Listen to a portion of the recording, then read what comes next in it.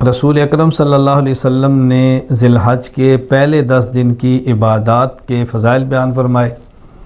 ان ایام کو محبوب ترین ایام قرار دیا اور بطور خاص 9 ذی الحج کا روزہ، یوم عرفہ کا روزہ، رسول اکرم صلی اللہ علیہ وسلم اس کی کتنی فضیلت ارشاد فرما رہے ہیں، اس دن کا مقام کیا بیان فرما رہے ہیں۔ سورۃ البروج میں اللہ تعالیٰ فرماتے ہیں والسماء ذات البروج والیوم الموعود وشاہد ومشہود، اس میں قسم اٹھائی ہے آسمان کی جو برجوں والا ہے، اس دن کی جس کا وعدہ کیا گیا ہے، والیوم الموعود، بشاہد، اور وہ دن جو آ جاتا ہے، ومشہود، اور وہ دن جس میں لوگ حاضر ہوتے ہیں، یعنی جمع ہوتے ہیں اس دن کو۔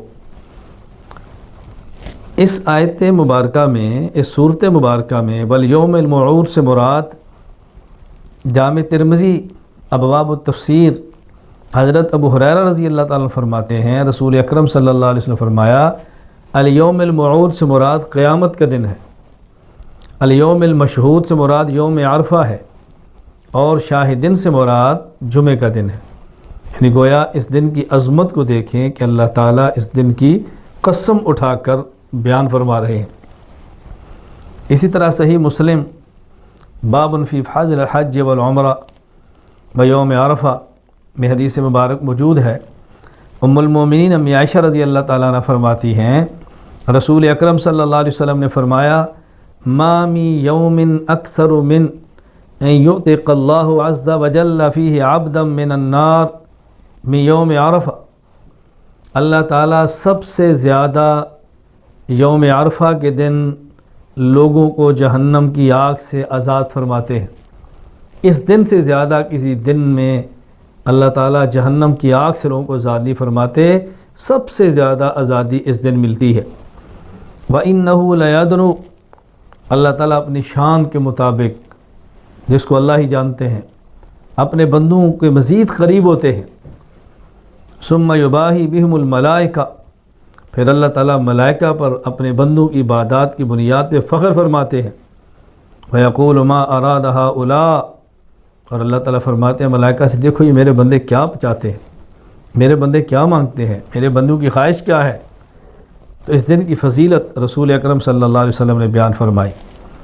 اور صحیح مسلم باب استحباب صیام 3 ایام من کل شہر وصوم یوم عرفہ، رسول اکرم صلی اللہ علیہ وسلم کی حدیث مبارک صحیح مسلم میں یہاں موجود ہے۔